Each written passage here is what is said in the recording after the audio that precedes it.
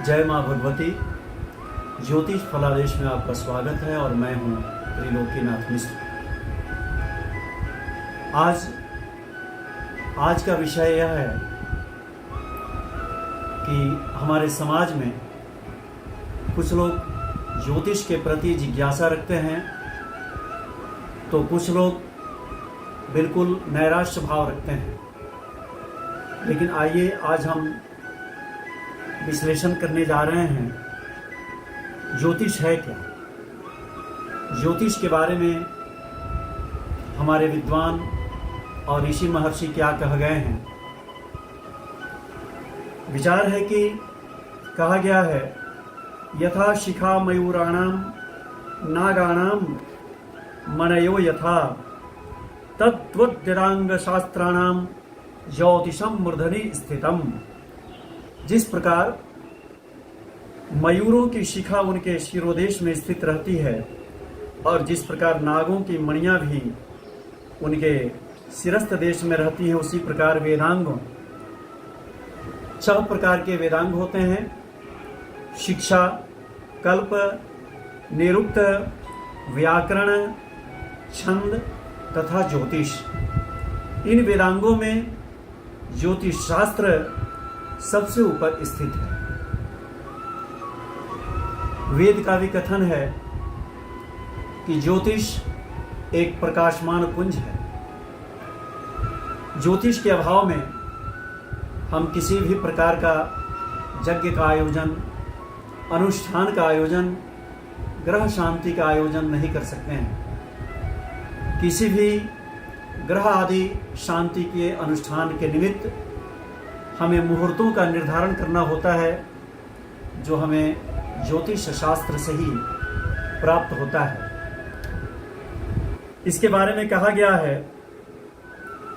कि वेद चक्षुः कीलेदम अस्मृतम ज्योतिषम मुख्यता चांग मध्ये अस्य तेनोच्यते सयुतोपीतरहि कर्णनासादिभ्यः चक्षुषांगेन हीनो न किंचित करः।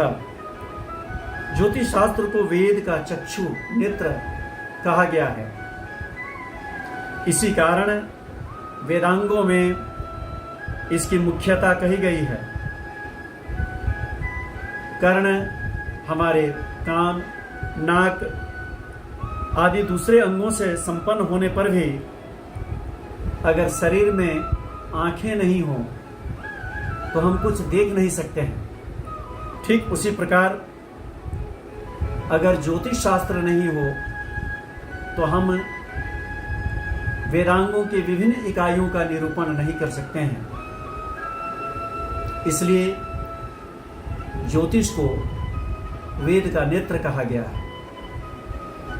इसके कई भाग, उपभाग, अंग, उपांग होते हैं, जिनका सम्यक अध्ययन करने के बाद तब हम जिज्ञासु लोगों की इच्छा शांत करते हैं, उन्हें सही मार्गदर्शन दे पाते हैं। दिव्यम चार्क्षग्रहणाम च दर्शितम ज्ञानम उत्तमम विज्ञार्कादि लोकेषु स्थानम प्राप्नोति शाश्वतम। ग्रह तथा नक्षत्र संबंधी दिव्य उत्तम ज्ञान भगवान ने हमें प्रदान किया है और इसके माध्यम से हम सूर्य आदि और लोकों में शाश्वत स्थान प्राप्त कर लेते हैं। ज्योतिर्विद्या के जानने वाले को नरक आदि लोकों की प्राप्ति नहीं होती। दैव का विचार करने वाला ज्योतिर्वेता ब्रह्मलोक में प्रतिष्ठा प्राप्त करता है। आइए एक छोटा उदाहरण यहाँ पर प्रस्तुत है। जैसे अंधेरी रात हो और मुझे कुछ देखना हो तो हम क्या करते हैं? प्रकाश जलाते हैं, नहीं तो आधुनिक यंत्र टॉर्च आदि का सहारा लेते हैं और जैसे ही कमरे में प्रकाश फैलता है तो हमें कहीं रखी हुई वस्तु हमें दिखाई पड़ जाती है। ठीक उसी प्रकार जब हम ज्योतिष का विश्लेषण करते हैं तो हमें यह पता चल जाता है कि हम किस ग्रह के अधीन चल रहे हैं, किस ग्रहों की महादशा और अंतर्दशा चल रही है और उससे हमें क्या कष्ट होने वाला है, पुनः उसका निराकरण क्या होगा। तो जब हम ऐसा करते हैं तो हम सफलतापूर्वक अपना जीवन यापन कर लेते हैं। किस क्षेत्र में हमें काम करना है यह हमें हमारी कुंडली बतला देती है। कुंडलियों में मुख्य रूप से ज्योतिष के दो भागों पर हम विचार करते हैं, एक गणित और एक फलित। जिस समय कोई जातक जन्म लेता है उस समय अंतरिक्ष में विचरण करने वाले ग्रह, राशियां, नक्षत्र आदि की स्थिति परिस्थिति, उनकी दूरी, डिग्री, अंश, कला विकला का पता चलता है। तब हम सम्यक रूप से उसका विश्लेषण कर पाते हैं कि किस ग्रह से हम आगे बढ़ेंगे, किस ग्रह से हम पीड़ित हैं और पुनः उसका निराकरण क्या है।